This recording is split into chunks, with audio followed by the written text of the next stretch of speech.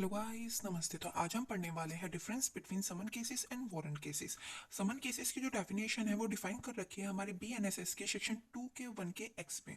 But on the other hand warrant cases की definition दे रखी है हमारे 2 के 1 के सेट में। समन केसेस में बोला गया है कि जो भी केसेस हमारे वारंट केसेस के अंदर नहीं आते वो सारे कंसिडर करे जाएंगे समन केसेस के अंदर।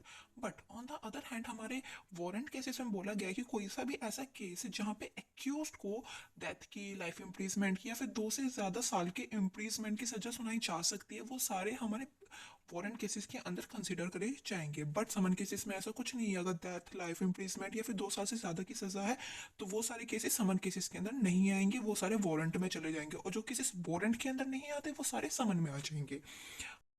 अब बात करेंगे हम इसके प्रोसीजर की। जो हमारा वारंट केस है उसका प्रोसीजर डिफाइन कर रखा है चैप्टर 20 के अंदर। उसके अंदर जो प्रोसीजर है उसको 2 पार्ट में इलेबोरेट कर रखा है। अगर कोई केस आता है पुलिस रिपोर्ट के थ्रू तो उसका प्रोसीजर अलग बताया गया। बट अगर कोई केस आता है लाइक कंप्लेंट या फिर किसी और तरीके के थ्रू तो उसका प्रोसीजर अलग बताया गया। But on the other hand अगर समन केसेस की बात करें तो उसको चैप्टर 21 में डिफाइन करा गया उसके प्रोसीजर को। और उसमें ऐसे कुछ इलेबोरेट नहीं कर रखा लाइक अगर कोई पुलिस कंप्लेंट के थ्रू आएगा, पुलिस रिपोर्ट के थ्रू आएगा या फिर किसी और तरीके से केस आएगा तो उसका अलग प्रोसीजर होगा, ऐसा कुछ नहीं है। उनका प्रोसीजर एक ही चलेगा। बट यहाँ पे अलग है, पुलिस रिपोर्ट के थ्रू आया है कोई केस तो उसका प्रोसीजर अलग चलेगा और किसी और तरीके से आया तो उसका प्रोसीजर अलग चलेगा। अब बात करते हैं आगे। समन केसेस में जो चार्जेस है उसको फेम्ड करने की जरूरत नहीं है। But on the other hand warrant cases में जो चार्जेस है वो अक्यूज के अगेंस्ट फ्रेम्ड करे जाएंगे। अब बात करते हैं कि इशू कैसे कराते हैं। जो कोर्ट है समन केसेस के अंदर समन्स इशू कराता है। बट जो वारंट केस है उसके अंदर कोर्ट वारंट और समन दोनों ही इशू करा सकता है या फिर दोनों में से कुछ एक इशू करा सकता है। जैसा भी कोर्ट को लगता है सही रहेगा इशू कराना उसके हिसाब से। समन केसेस के अंदर जो मजिस्ट्रेट है वो प्रोसीडिंग्स को कभी भी स्टॉप करा सकता है। बट वारंट केसेस के अंदर ऐसा कोई प्रोविजन ही नहीं दे रखा कि जो आपकी प्रोसीडिंग्स चल रही है किसी केस की उसको स्टॉप कर सकते हो।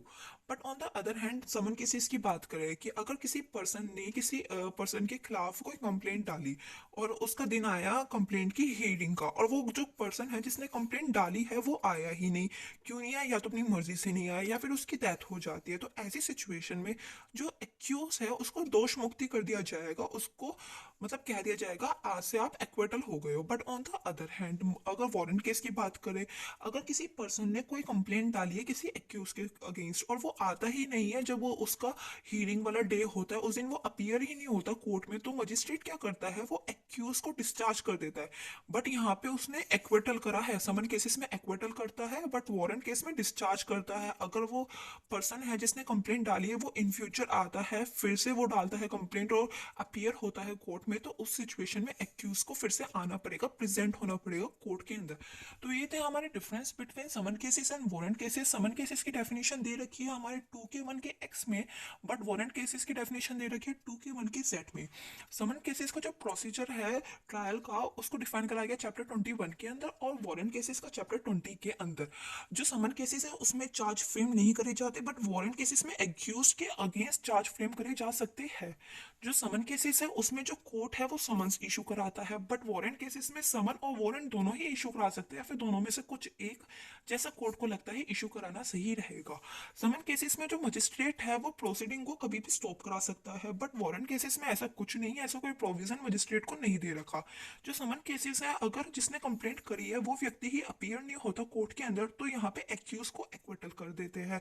बट जो वारंट केस है अगर जिस पर्सन ने कंप्लेंट करी है वो अपीयर नहीं होता है तो एक्यूज को डिस्चार्ज कर देते हैं। बट इन फ्यूचर उसको कोर्ट में फिर से बुलाया जा सकता है अगर वो पर्सन फिर से कंप्लेंट करता है और अपीयर भी होता है कोर्ट में। तो यही था difference between summon and warrant cases.